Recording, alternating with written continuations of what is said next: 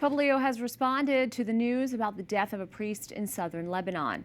The Holy See press office sent out a statement saying Pope Leo expresses his profound sorrow for all the victims of the bombings in the Middle East these past few days, for the many innocent people, including numerous children, and for those who were helping them, such as Father Pierre El-Rahi.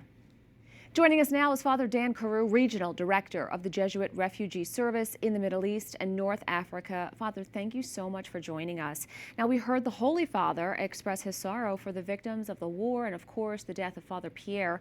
Can you tell us what's the situation like right now down on the grounds as a whole? Exactly. Here in Beirut, just a couple hours ago, there was an attack just in the southern suburbs. All day long, we've been hearing the drones going overhead, so that's become a regular practice for us. This is our reality.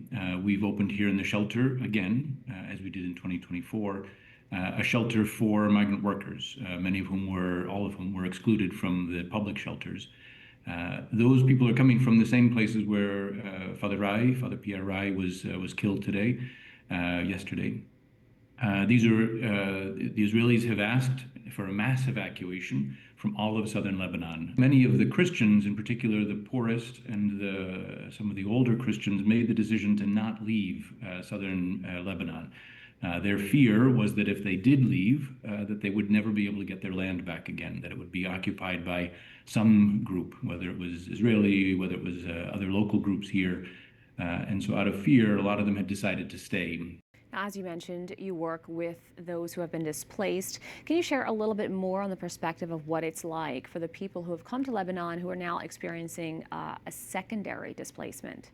So for 40 years, the Christians here have known this church to be a safe haven. And so when things go bad, they have for 40 or 50 years shown up on our doorstep. And as they've done before, they brought their Hindu, Buddhist, and Muslim brothers and sisters with them.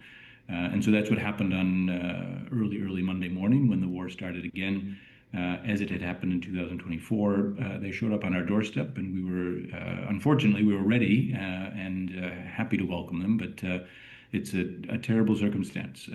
But this is the moment when the Church lives its full mission, is able to be that refuge along the journey for people.